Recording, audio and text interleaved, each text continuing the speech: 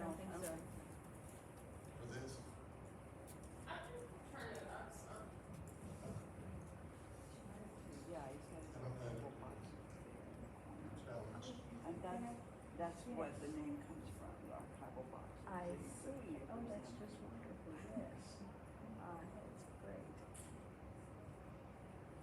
We can see them. We see about 22 there. Hello? No? That's Oh, better. wait. Okay. I think it's going. Okay. Let me say a few words.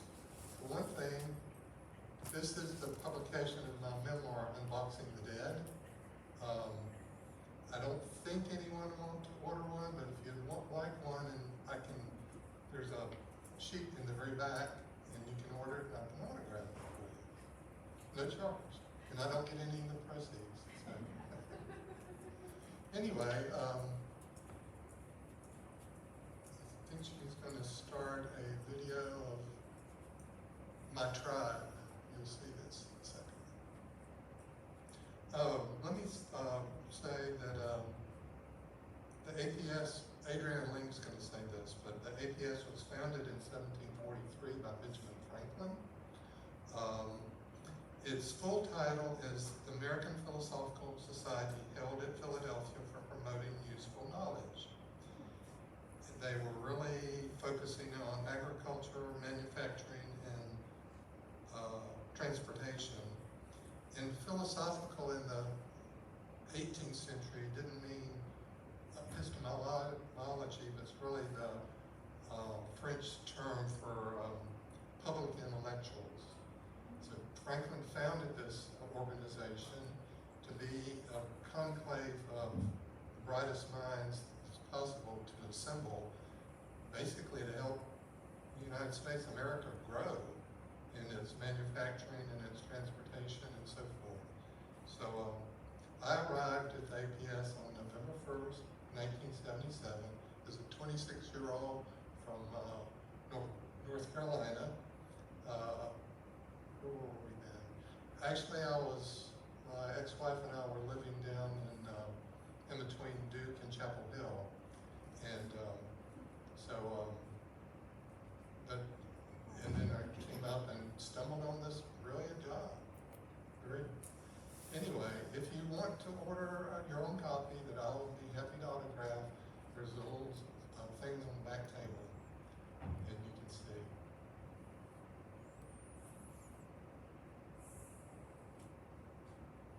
This next piece is brought to my attention by Ann's sister, Beth Pierce Bilderback, who is a visual material archivist at the South Carolina Library in Columbia, South Carolina, where Ann and I live. And she put this link on her, it's actually from the State of North Carolina Archives. And it's really funny, I think. I'm an archivist. Of course I can read cursive. I'm an archivist. Of course I leave my baggage at the door. We're archivists. Of course we can expertly drive overloaded book carts. I'm an archivist. Of course I've got stacks on stacks. We're archivists. Of course we know what vinegar syndrome smells like. I'm an archivist. Of course I nearly freeze to death every time I come into the stacks. I'm an archivist. Of course I read the newspaper every day. From a safe distance of at least 50 years. I'm an archivist. Of course I enjoy 50 Shades of Grey. Boxes. I'm an archivist. Of course I connect the dots. I'm an archivist. Of course I feel boxed in. I'm an archivist. Anyway, this is my tribe. I don't know those individual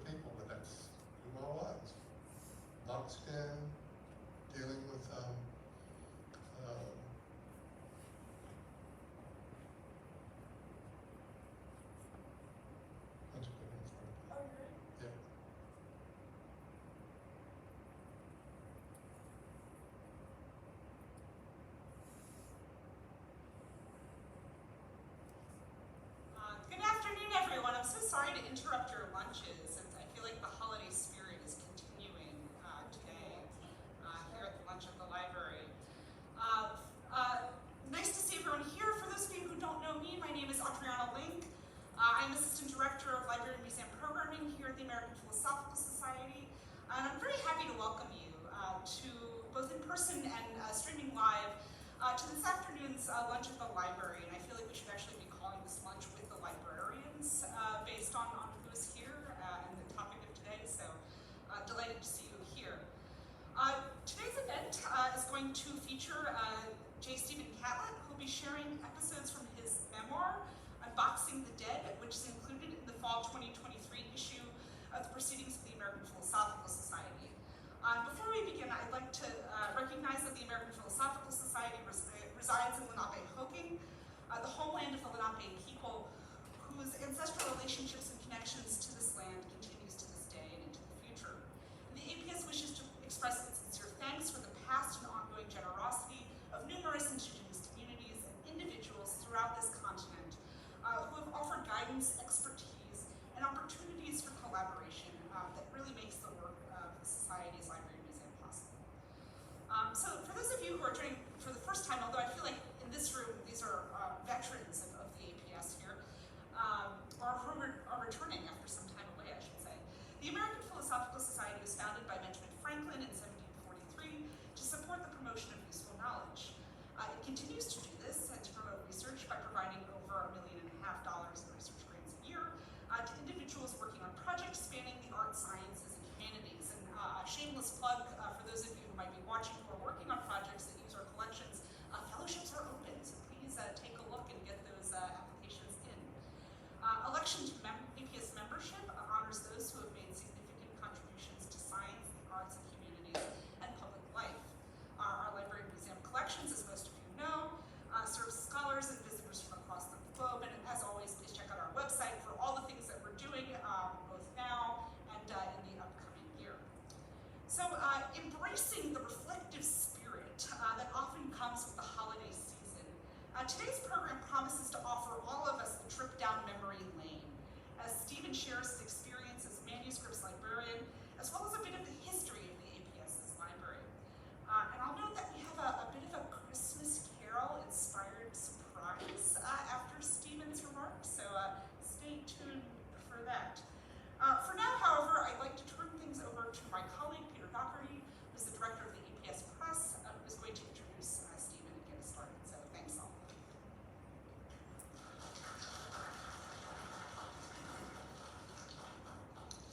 Thank you, Adriana, and the library staff for welcoming us to lunch today. In my first couple of months as APS Press Director, beginning last January, I discovered many things. Among them was an article that had been accepted for publication in APS Proceedings, bearing the provocative title, Unboxing the Dead.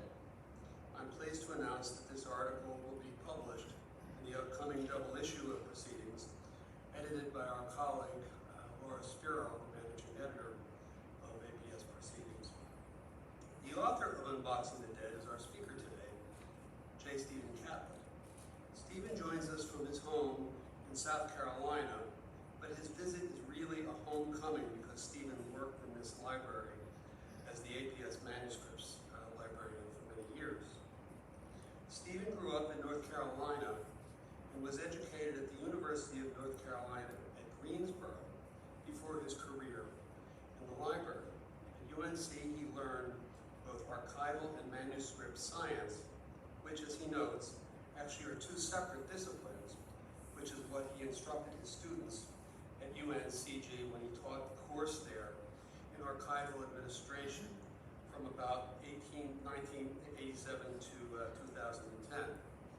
His article, which serves as the source of his talk today, has powerful relevance for all APS colleagues and indeed anyone and everyone who chooses a career in the realm of ideas, because his piece is a meditation on how he drew lessons from the lives and ideas of those thinkers whose papers he worked on to help better understand his own life and that of his family.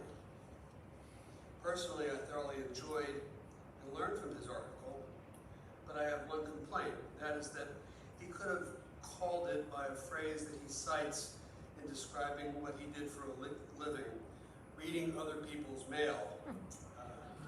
perhaps reviewers of the article will pick up on that wonderful phrase. Please join me in welcoming our colleague, Stephen Catlett.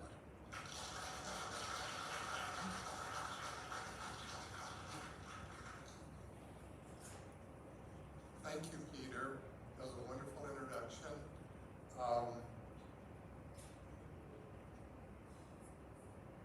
And thank you for picking up on that phrase, reading other people's mail. That is something I used to say at the community events in Greensboro, North Carolina, when I would go out and speak to clubs and organizations. I want to say that I thank God that I'm here to be able to present this, and also to have completed it because of health issues I've had in the last few years. So that I have to thank you God for that.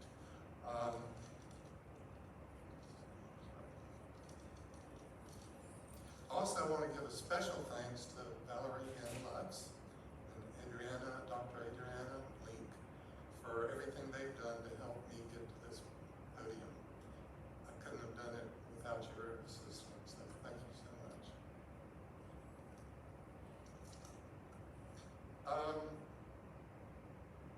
I began working at the APS in 1977, November 1st. I was hired by Murphy DeWitt Smith, who had started here in 1952. I'm standing here because my memoir, Unboxing the Dead, will be published in the fall edition of the Society's Proceedings. It's a very different offering than normally published in the Proceedings, which I hope you will enjoy reading. My purpose today, however, is not a recitation of my memoir. Rather, it's an opportunity to tell you about the nature of the collections when I arrived in 1977, how they grew under Murphy Smith until he passed the torch to me in 1980. I eventually left in 1986 for a position as archivist at the Greensboro Historical Museum in Greensboro, North Carolina, where my family had arrived in 1962. And I lived there until my divorce in 2016, when I moved in with my soon-to-become wife, Ann Pierce, who lives in Columbia, South Carolina. Hold up your hand, Annie. My memoir has been a journey of discovery as I pursued my short story, All the Threads of My Heart. It focuses on my mother, Emily Lucille Bunch Catlett, who in 1940 entered Wingate Junior College in Monroe, North Carolina, which is 20-odd miles southeast of Charlotte, on a basketball scholarship. She was a wonderful basketball player. Basketball for women was a big deal back in those days. Still is. She met a man on a break. She came home and went to a dance, I think at the small air base that was over in Bennettsville, South Carolina, which had dances, and she went over there and met this man named Jim Halpine, and they ended up getting married in 1944 in Savannah, South Carolina.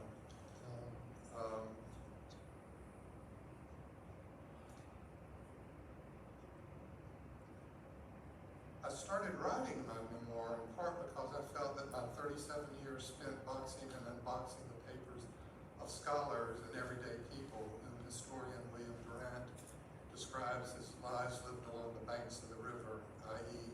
the small, simple lives of people, ordinary people. This dynamic, I thought, would help me better understand my personal struggle to find herself and become once again what she had been before her divorce, a strong, spiritual, accomplished young woman who you probably don't understand how shameful divorce was then for women, and even up until the early 1970s. Thus, Unboxing the Dead is both a personal exploration, but also, I believe, a universal quest of how each of us face and hopefully overcome our own paths towards a more fulfilling life.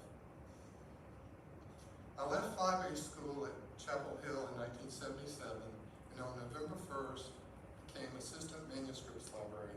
What did I find the day I started my job?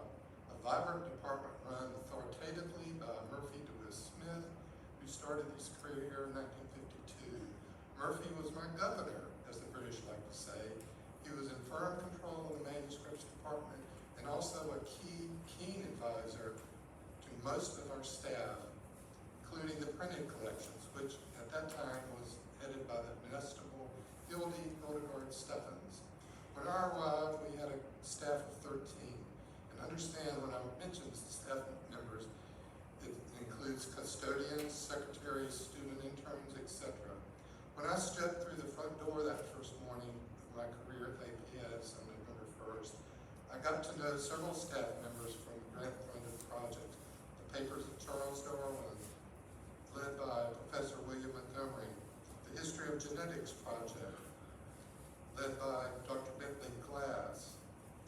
And when our new librarian, Dr. Edward Ted Carter, arrived in 1980, he brought his ongoing documentary project, Papers of Benjamin Henry Latrobe, with him that located to Philadelphia from Baltimore.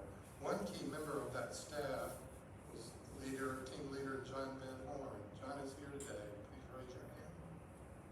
Hey, John.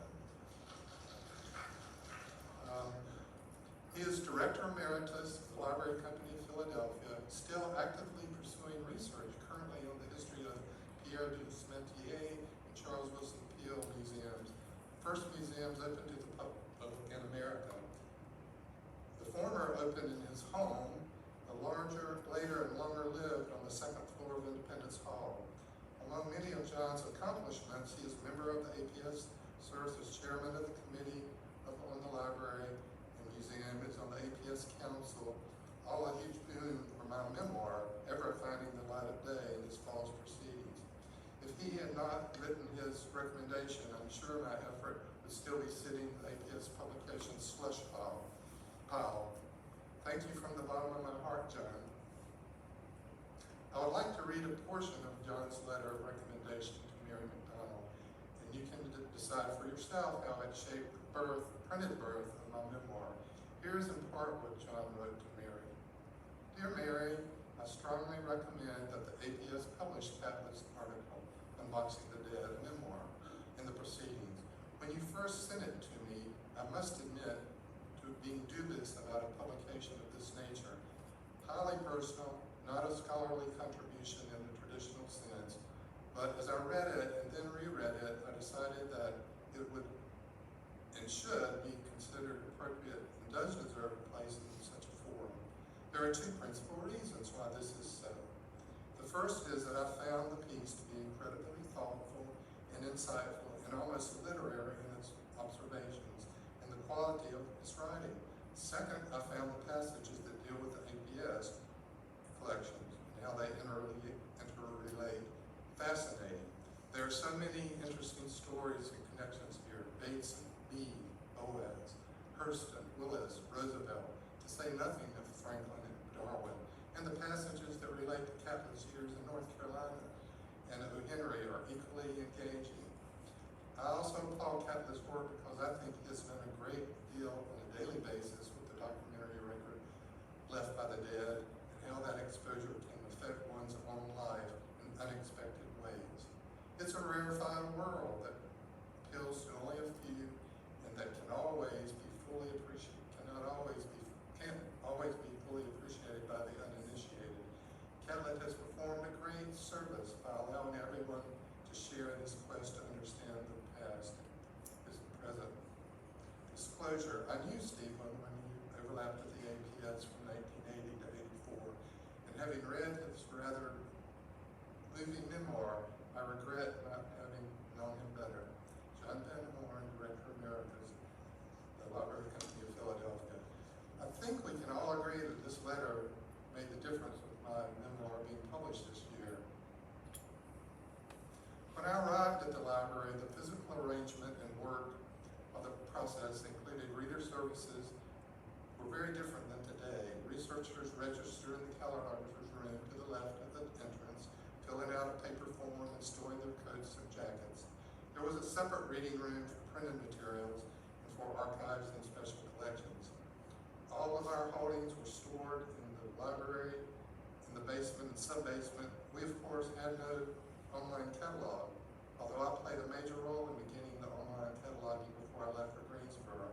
We set up a terminal in our manuscripts room and search room and started entering data into the RLIN, the Research Libraries Information Network. Before the PC arrived, we, like every library in the world, were old school, card catalog based. Most used typewriters to create 3x5 cards. The APS used IBM Selectrics to type our card descriptions, both for single items and large collections. At the end of the month, we all submitted our hand-typed catalog entries. What a challenge to fit all of that information onto a single 3x5 catalog card. Although challenging, that wasn't the hard part, which came at the end of the month when we received huge stacks of cards from IBM copying service, multiple cards from a single type card. Oh my, the stacks of cards we received at the end of the month were daunting. Some months mountainous in their extent, depending on how many were needed, sometimes 50 to 100 per original card.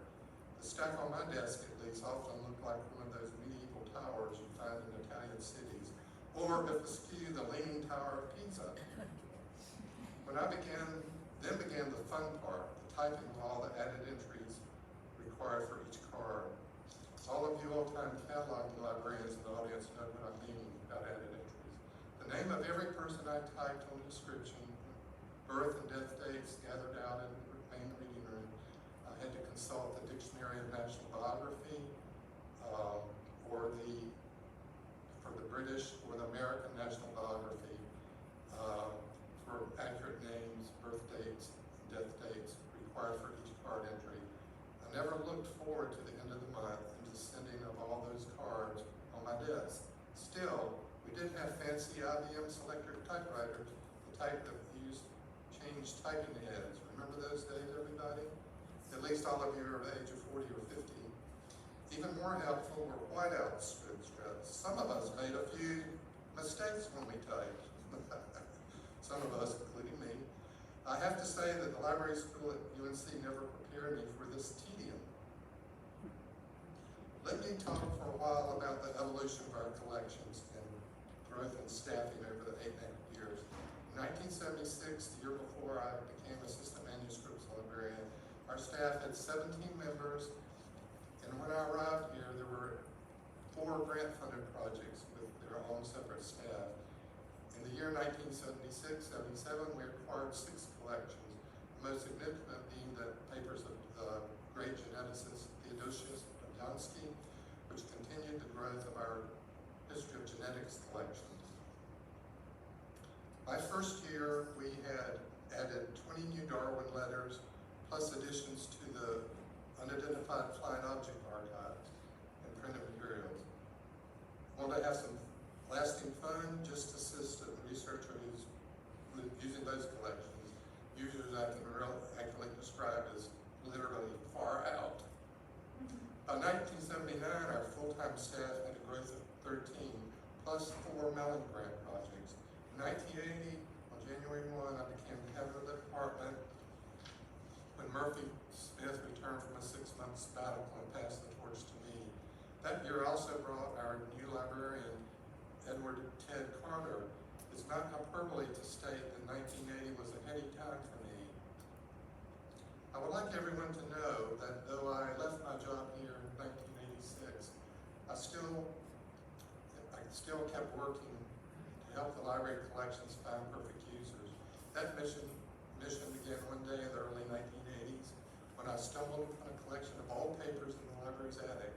That giant space on the top floor of the library is storage for all types of junk, which back then included Christmas decorations for our annual parties, APS publications, old furniture and equipment, among this library detritus. I spied a large number of 4- and 5-door file cabinets. Intrigued, I walked over and poked around. Don't y'all just love those grand adventures? What I discovered was a large trove of what turned out to be Rockefeller Institute records from the 1916 polio epidemic in New York City. The Institute, under direction of Dr. Simon Flexner, who was attempting to discover how the epidemic was spreading so fast throughout the city. To that end, he hired social workers to canvass the city, especially tenement apartments, but also other locations throughout the boroughs, who recorded deaths, details about sanitary conditions, names of people and family, their access to clean water, sadly, which normally did not exist. I highly recommend you take a trip to the Tenement Museum in Lower Manhattan. That is a fabulous experience, where you can see how life was lived along those years. The trove of primary source materials I came across that day was, I felt then and still do today, was a rich potential resource for any serious researcher, just waiting to be discovered and used. At the time, all I could do was slap a collection number on it, put it in archival boxes, and place it in the sub-B, as we used to call the sub-basement. I think maybe you still do. After that, I spent the next 30 plus years thinking about what an amazing collection of data was here at the APS, just waiting for the next very skilled researcher to make their professional career tapping into this incredible resource. After I left in 1986, the polio papers have been properly housed, described, and an extensive finding aid produced. It has been in the APS online catalog for 20 years. Then, to my wonderful relief, in 2018, I met Valerie Ann Lutz, who's already raised her hand, but you can do it again. Since then, she and I have been seeking to find the proper historians of medicine or other disciplines who can move this research forward. Recently, we've got responses from 2 professors. Naomi Rogers, the tenured faculty from Yale University in the History of Science and Medicine program, wrote us recently, "I think that this collection with its information about social workers and disease is potentially a very important resource for the scholars who have too long neglected and should be explored for the role played by such non-medical professionals. The Flexner polio records have great potential research value to researchers." Then this arrived from Dr. Howard Markle, who is a physician and historian of medicine at the University of Michigan. Although he was wrong about the mode of transmission, if I was studying Simon Flexner's work on polio, I would make sure to review them. There are so many experiences I want to share with you today. Let me start with my story about Dr. William Shedrick Willis. The most vivid memory of my entire professional career at APS is what transpired one afternoon during an exit interview, librarian's term for discussing the researcher's findings from that day's research. Willis, as everyone, including his wife, called him, told me about his excitement at being the first Black man to serve on the anthropology faculty at Southern Methodist University in Dallas, his hometown, and a very rare event during that time. As he spoke, an anguished look crossed his face as he began talking about the racism he endured from his department head the 7 years he was on the faculty there. After the final contemptuous slight the head inflicted on Willis, he resigned. In 1972, never to teach again, he decided to come to Philadelphia, where his wife, Jean, was from, and investigate the papers of Franz Boas that are housed here at APS. His mission to discover if the Boasian anthropological approach, that had lost relevance by the 1970s, was in fact more relevant than scholars even thought. As well as poured through the hundreds of boxes we brought up for him over the years, was that Boas had been a transformative figure in the history of anthropology, not only because of his innumerable students who went out studying Native American life and culture, which everyone knows about, but even more the fact that he had encouraged and funded students to look at the conflicts between blacks and whites, a simmering cauldron then. I find Willis and Jean's methodology worth noting. They arrived together every day in the search room at 1:30 sharp. Jean sat beside Willis as Jean and everyone called him, taking notes. All the staff loved Willis and Jean, I believe. That the love and affection we displayed towards them is what led Jean pledging after her death in February 2018 to endow that anti-racist scholarship in her husband's name. The scholarship is a strong, vibrant part of APS's grant offerings today.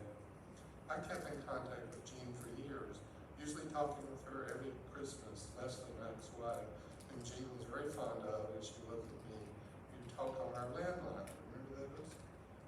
Or every Christmas for years, she always addressed me endearingly as Mr. Catlett. This remains a cherished memory. Another experience I'd love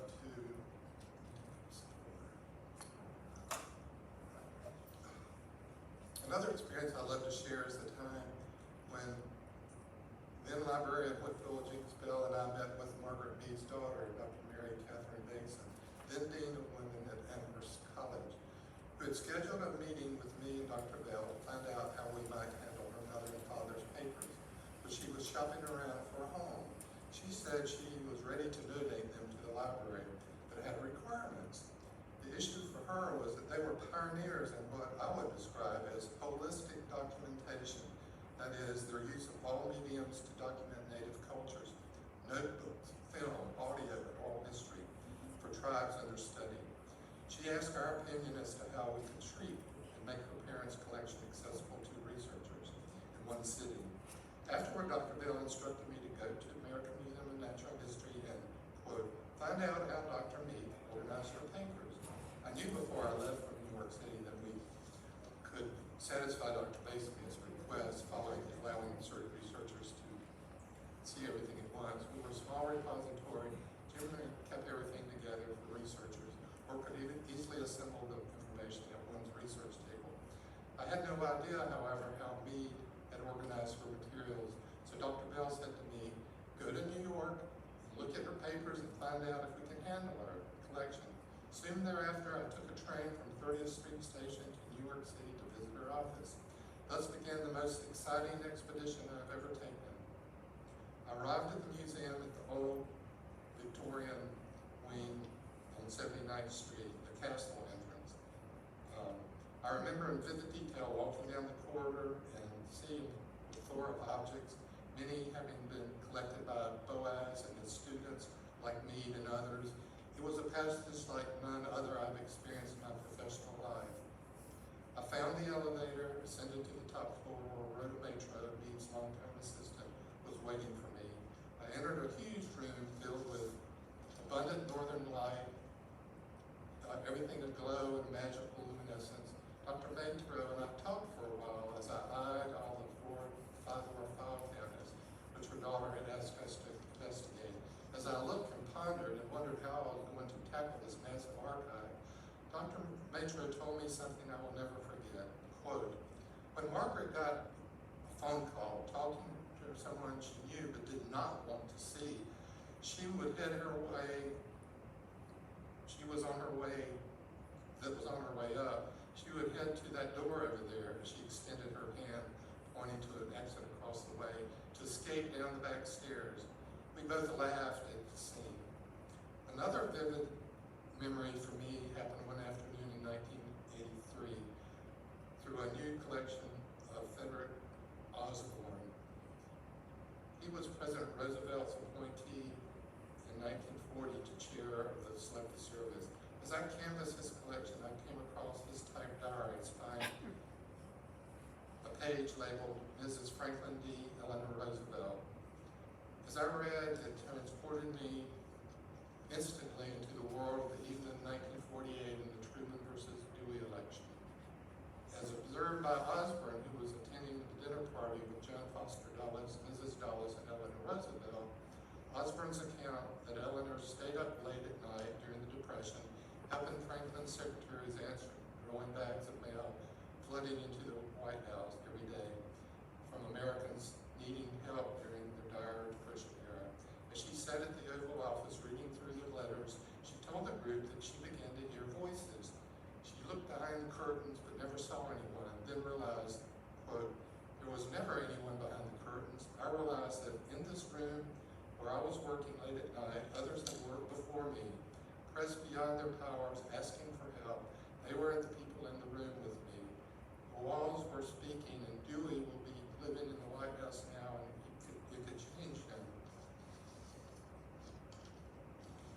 April 1980, a month my son was born, we received a small collection of letters from the family of Margaret Mead and Gregory Bateson. My quick canvass of the papers in the Bateson family, they documented the life of noted British biologist William Bateson, the corner of the term word genetics, and his sons, John, Martin, and Gregory.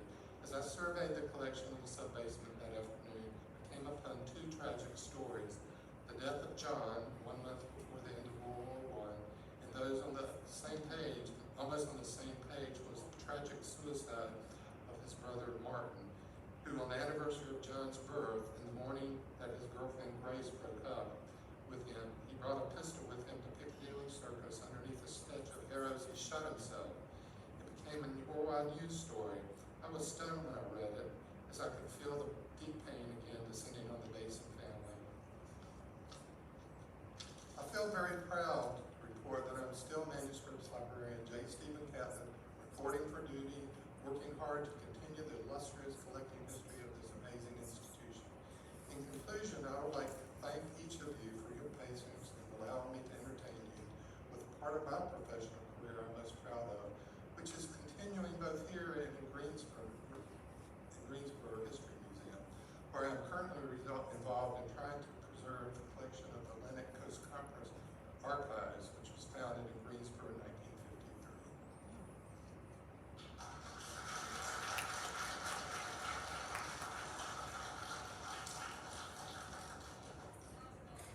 Thanks so much, Stephen.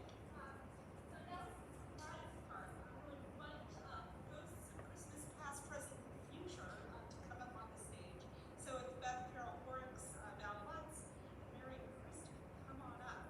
And then Stephen, if you want to take a seat.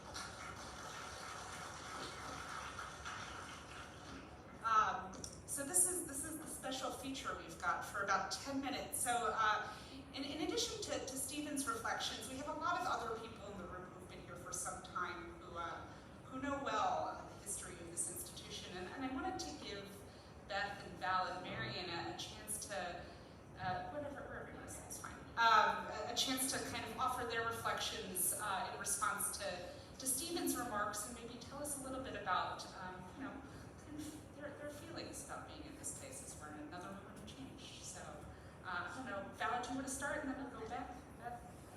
So, yeah, first of all, I just Oh, please use the microphone. So, thank you. yes. Anyway, first of all, I just have to say thank you, Adriana. Thank you so much, Stephen. I mean, it's just so wonderful to hear these stories from you. I mean, I've read your memoir, and it's thank you for sharing these with us today. I just also have to say, I don't think this is an exaggeration. I hope it's not too embarrassing, but you, Beth, and Murphy were really legends. You are legends here at APS. And when I came here in '99, you know, you were kind of larger than life figures. I mean, we've used the Catlett Guide to access collections. That was the primary means by which we accessed collections back then. And we even still use it today. I mean, there's a really wonderful subject index that has yet to make it into our website. For all of you who don't know, the Catlett Guide that Stephen published in 1987 served as the foundation for our current online catalog. And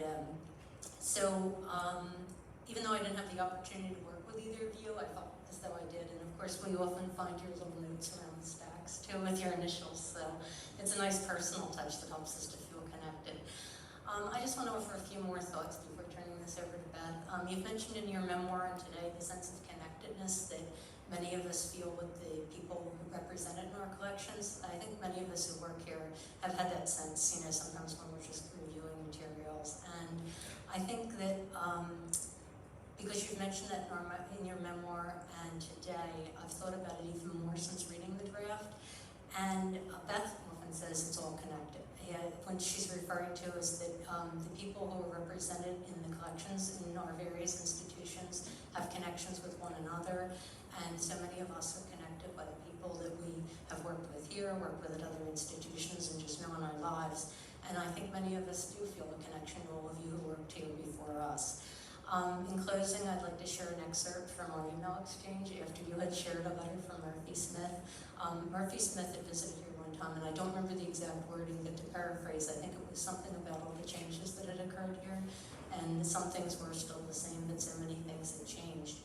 So what I said to Stephen was, reading Murphy's letter made me smile, realizing that things never really really do change, or some things never do change. Many changes have occurred, but some things never do change.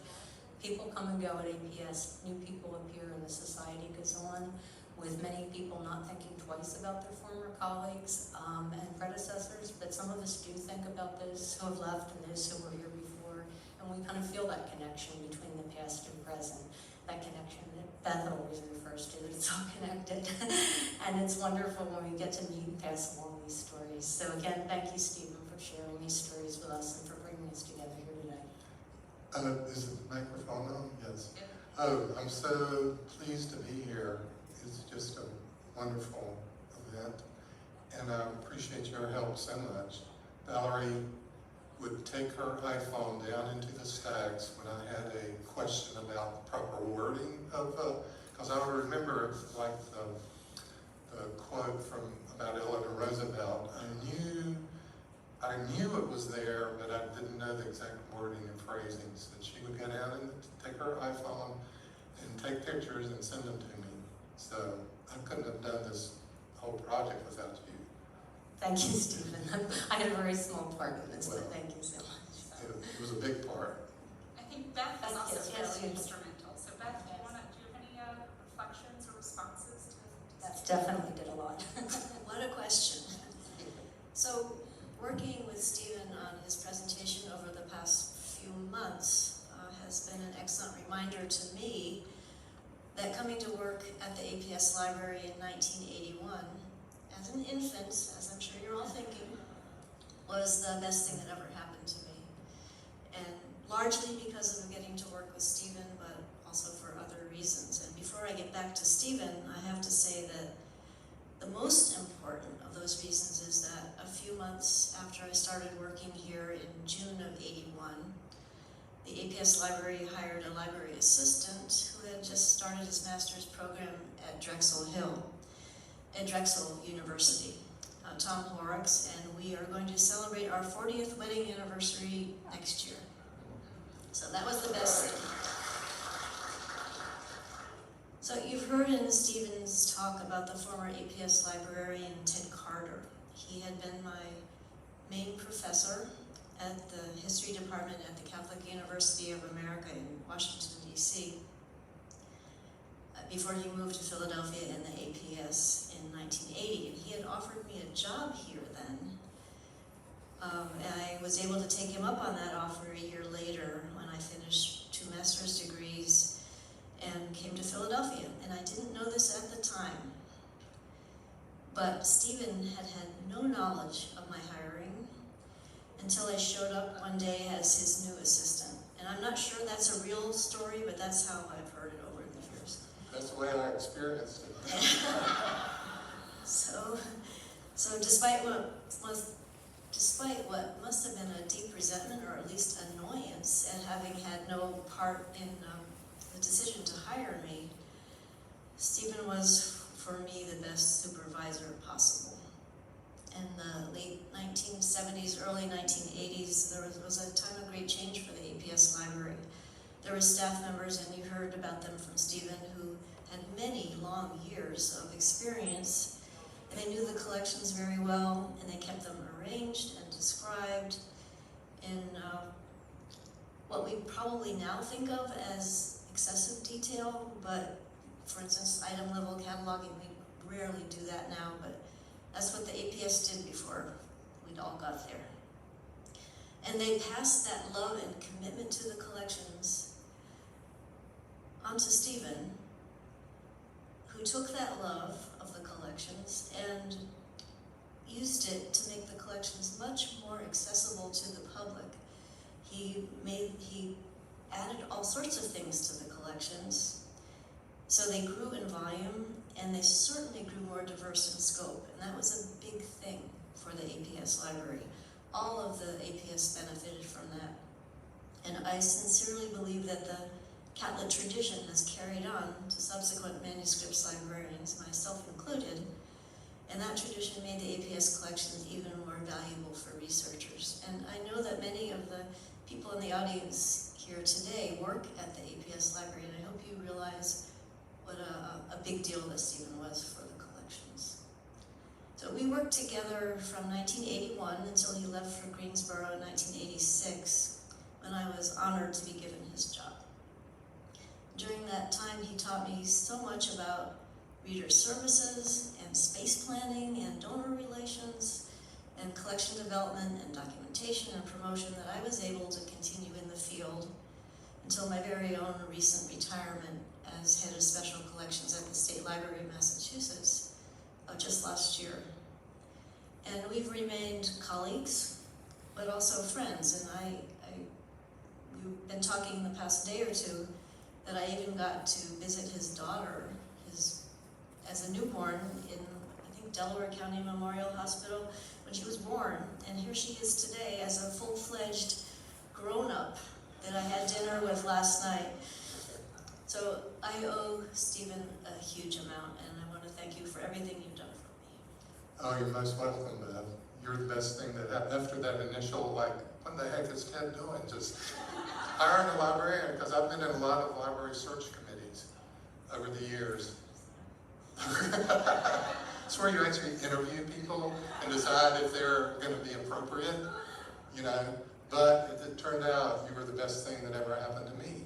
So, and I value your friendship then and now. So thank you. And Tom, too. Tom's amazing.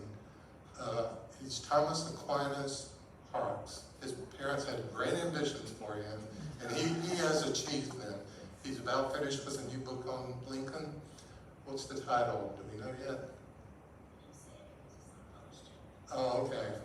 It's going to have Lincoln in the title, probably. Anyway, so yeah, I love Tom and love Beth. And anyway, it's an emotional time to be here with all my old friends. So before we open it up to general questions, we couldn't do a trip down memory lane without having Mary and Chris involved here. So yeah, I think we applause for Marion. So Marion, anything after what you've heard from Beth and Val and Stephen, anything else you want to add to the public record about the history of the APS in this session? Well, keeping with the trend here, but very sincerely, I also would like to thank Steve, who was one of the people to welcome me when I came here a year after he did. I did have an interview. I was just telling the story to someone that I arrived at that interview in a very serendipitous manner because I had had a wonderful interview with the Free Library, and we were very happy with each other, and it was all wonderful, only they were in a hiring freeze, and I didn't have a hope of being hired. So the next day, in the morning, I took the Yellow Pages, opened it to libraries, and number one was the American Philosophical Society. And I called them, and in the way that you do when you're cold calling, and you want to get it all out before they hang up on you, I went through my spiel, and then I was quiet, because I thought, well, we all have to learn about rejection. And the receptionist said, well, yes, we're looking for an assistant cataloger. Can you come in, please? That was 45 years ago. And the one thing I would add is, apart from being grateful for all the years of experience and knowing these wonderful people who have taught me so much, is that the other people, of course, who teach us every day, for those of us who are fortunate enough to work in circumstances where they meet them, are the readers. And one of the things I was really grateful to Steve for this talk was his remembering Willis and Jean. They were, apart from being wonderful, accomplished people, each in their own right, two of the most decent, kind, genuine people I ever had the privilege to meet here. So thank you, Steve, for doing that. They were amazing. They were truly amazing. I remember the night that I had the card, we had the card already for Willis and Jean the next day, and I got a call that he had passed away. That was probably the saddest moment of my life. He had just there the day before, and we were deciding what he wanted for us to bring up, and I had the cart loaded behind the desk. And then I get, and unfortunately, there's been the biographies of Boaz, and I'm sure he would have written one. I did get to go up to a lecture he gave at Columbia University. Ted sent me up there, and he was sort of summarizing his research at APS, and I think he could have produced a wonderful biography himself. But then another, Doug Cole, died before he could finish his second volume. So I think Boaz has been, unfortunately, someone that hasn't been totally recognized in a biography, although there's a new one I'm reading. Who's that woman that's written that biography? Beth? Rosemary. Yes, I'm working through that, and so she probably has completed his life story. But anyway. Thank you, all of you, for sharing these reflections. We have about 5 minutes, so we might have time for 2 questions or other reflections if folks in the audience would like to ask. Go ahead. We have a microphone.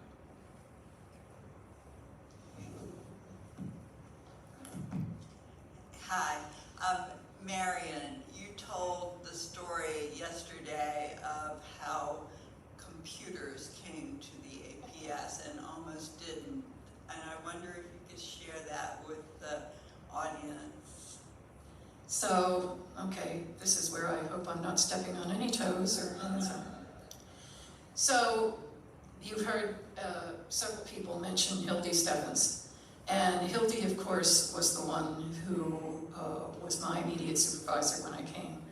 And apart from being a wonderful person, she was a great teacher. And she was extremely meticulous and methodical. And Dr. Carter asked her to prepare a presentation for the Committee on Library on bringing computers into the APS, everything it would entail. And she did this and presented to the committee. And they listened very politely and didn't seem inclined to do much about it. And Dr. Carter was, to use a polite word, annoyed. And so a couple days later, his assistant was looking for him, didn't know where he was. And it turns out he was several blocks up Chestnut Street at the IBM store. And he had bought 2 computers and software, and he phoned Hildy while he was still at the IBM store. And he said, this is what I've done, and you have a month to learn it and 2 months to teach it to everyone else.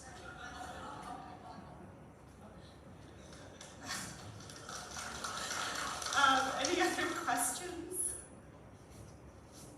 Reflections, comments? Okay, have Charlie in here. Yeah. Well, I hope I didn't have the privilege of working with Beth or with Stephen, but I hope I proved in some way their worthy successor. But I do want to share a kind of non-APS story. I got into the archive business at College of Physicians of Philadelphia. I answered an ad in the paper actually for a soft money position. And who was sitting behind the desk but Tom Horrocks. And I went in and I talked to him. He didn't know. Anyway, I went in and talked to him. And we actually talked for 2 hours. And I did finally tell Tom this, which was I really thought after that I had the job. So I thank Tom Horrocks for getting me into the archive business, so to speak.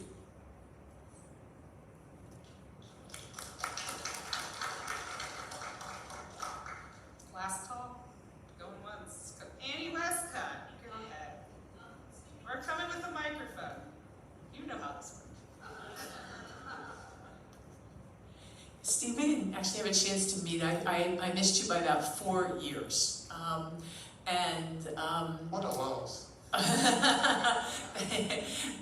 Thank you, but I've been well trained by your students and colleagues here. So I hope I've been a worthy colleague and a good student of theirs. So I've been thinking a lot about my time at the APS these last few months, and the question that some of my colleagues have put to me is, what accomplishment am I most proud of at the APS? And there's a lot of big things, but the ones that really come to my head are the little things. For me, the little thing is redesigning the name tags that all the members wear at the meeting, so the font is like 24 point, which seems almost, it's certainly not earth-shaking, but it's something that just about every member at the APS comments about is, oh right, you have the really good name tags that we can read. So what accomplishment do you think of? You mentioned the Rockefeller papers and finding those in the attic. Much more fun. I found the cannonball in the attic in Phil Hall, so that papers were much more fun. But what little thing do you think? What that just kind of made ripples that are you most proud of? I'd have to say for me, it was just promoting the interaction between the user of the material and the staff. That connection that you can make. I loved exit interviews. I learned more about the collections. That's what I enjoyed. People sitting down, saying what they found that day. And then that's the way I built up knowledge about what the collections held. So that's an important part of librarianship, I think.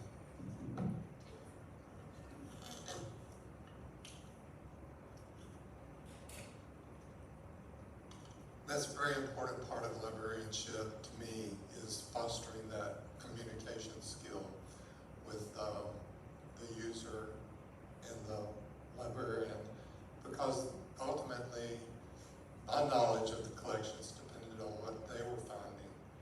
And I could, particularly Dr. Willis, I probably brought the Zora Neale Hurston material that we had in the Boaz collection to him more than once. And that's, I don't think that appears. I've got a short story I'm working on that I hope to get published, and it will reference that aspect of her work. And she actually she got I think a Ford Foundation grant by a movie film.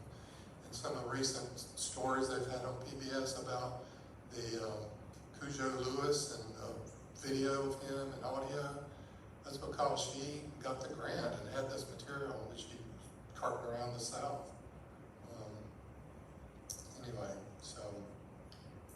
I think it's clear that your connection with researchers has really helped to sustain this community. So I want to thank you for taking the time and making the trip up here. And would like to thank our distinguished panelists here for sharing their reflections. And thank you all for coming. And happy holidays, and looking forward to seeing you all again in January. So please join me in thanking Stephen.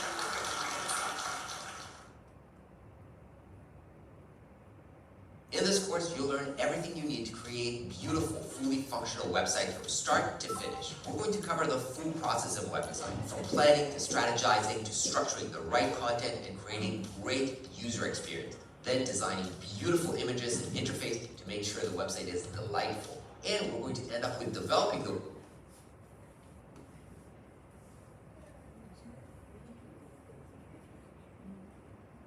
Well, that was very interesting presentation, I think. It gives you a good sense of me, my professional life, which I'm very proud of.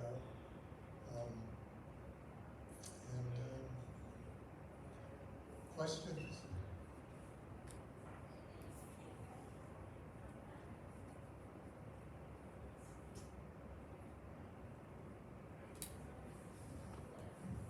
I'm happy to answer any question you may have. I have it in my home somewhere, a box of letters that my dad and mom exchanged while he was in Australia for his military service. My sister wants to read them and go all through them, and I think it's kind of an invasion of their privacy. And I am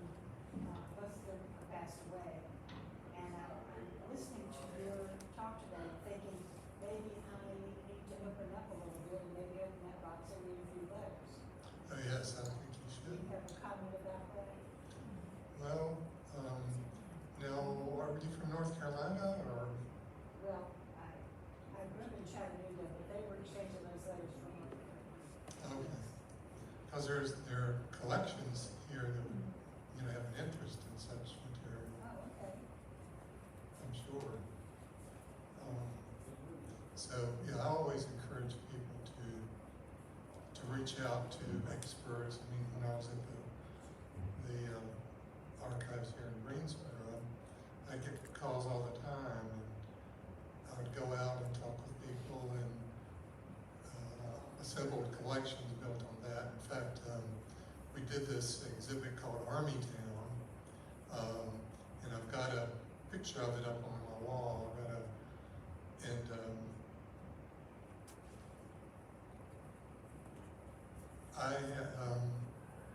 The Puckett family, Beth and Louis Puckett, wrote letters between each other. He was in the Pacific, and she was here in Greensboro, and she had 2 children, Sherry and what was the son's name? Anyway, I was working on the whole narrative for doing the Armytown exhibit, and we had very little material in the archives. When John Henderson, he was the curator of collections, we sat down before and decided to do an exhibit on Armytown. That's Greensboro, 1943 to 1946, when Greensboro had the largest military base inside the city limits in America. It was and the thing that made it unique is that the soldiers could walk down Summit Avenue coming to the city. Most bases were out in the hinterlands, and there was no interaction. But so we had a lot of things we wanted to do, but I didn't have any material. I remember that when I arrived in 1986, there was a leather trunk that was sitting in the old archives, which was a dilapidated place at that time. And I had jumbled everything together and put it in boxes. And so when we decided to work on this World War II exhibit, I said, I need to go read those letters. And lo and behold, Beth and Louis were corresponding, particularly she. And she was writing letters every few days, and she was relating her detailed experience of raising her children in Greensboro, what it was like for a mother, with no father there, and her experience of going out to the Boring Castle, which was an old eating place some of you that had lived in Greensboro may have heard of. Anyway, and she had just amazing letters. And we put them on the walls, like airmail letters, and white, red, white, and blue sort of around. And we created these giant panels, and I just quoted from her letters. I had been trying to write stuff, and from the woman's perspective, which was not going to be easy. I would have done it, I would have done some research, but I just put all of these things that Beth had written, and they were just powerful. We had wonderful, and it was such a universal experience, World War II, in regards to, even though it was Greensboro, the people that came had experienced World War II, and so it connected with them in a very definite way. So that's one example of material, and that had been put on a curbside for trash.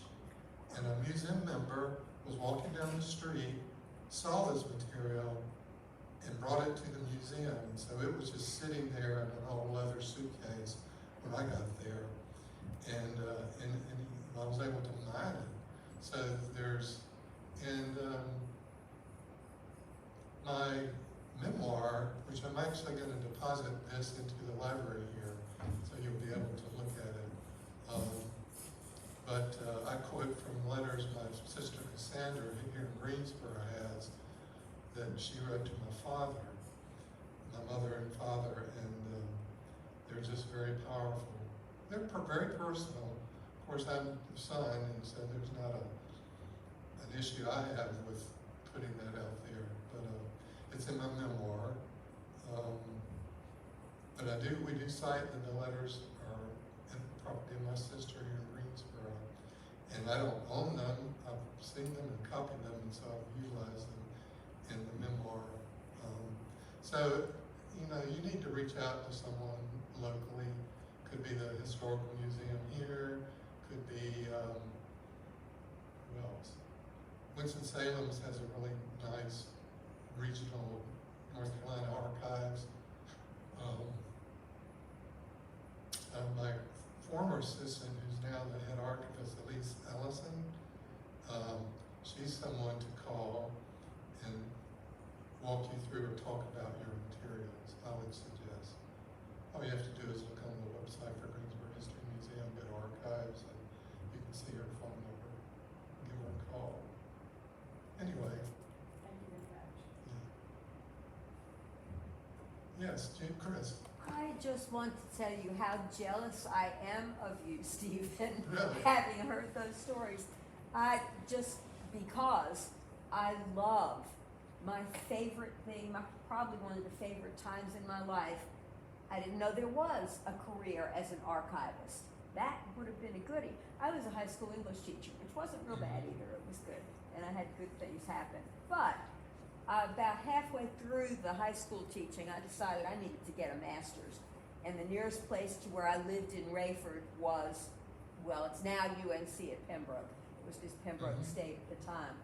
And it was a program for teachers, so we were all workers, so we had classes either at night or on Saturdays. That's when you're gonna go. And I just had the most wonderful memories, and I just thought I'd tell you. You sit down in the stacks. You can't do this anymore. That's sit down in the stacks. You've gotten some numbers from the card catalog, and whatever it is you're looking for. I was working on a thesis, and I was only the second person to get a master's in English who wrote a thesis, because I could have taken, I think, 4 more classes instead. But no, the thesis was so much fun. Oh my God. And so you pull out all these books that were and just surround myself with all these books and sit on the floor in the stacks and just read them and make them into separate little stacks. And why didn't I think of that? That's all I'm asking. Why didn't I think of that? Good for you. What a great thing. I stumbled on it because I was at UNCG. I got a master's in history, and then I actually applied for library school at the University of Wisconsin. And I got into the library school, but then Leslie and I were living over in these apartments across from Moses Cone Hospital. She worked in the emergency room. So I wanted to go up to Wisconsin, and I got in the library school, and they sent me a second letter the next week. The archival sequence in the University of Wisconsin is a premier place to get a degree in archives. But I was like 20th on the list, and I wasn't going to get there, but I already been accepted at Chapel Hill. So I went to Chapel Hill and put together a whole program. The teacher we had in manuscripts was from Duke University, Maddie Russell. She would come over to UNC once a week, and I took her class. Then it turns out when I went up and ended up interviewing at the APS that Murphy Smith knew Maddie Russell from their various meetings, the Society of American Archivists. So he and I connected on that level, and the rest is history. Wow. Well, good for you. Really. Any other comments? Well, thank you so much for coming. It's been a lot of fun. And my poetry group here, thanks for coming. Oh, Free Carroll. Carroll used to be the head of the special collections at Guilford College, and I'd bring my students out to your collection. I don't know if you remember that. I did. And Gwen Erickson, who's head there, she was a student of mine in my class at UNCG. Really smart woman. I've been trying to figure out how I can volunteer for her and also probably volunteer for the museum, because it's anyway, it's been an honor to be here to talk to you, and you can learn more about me. And thank you so much for being here. Thank you. And we may be able to get over to Cheer volleyball. cheer volleyball.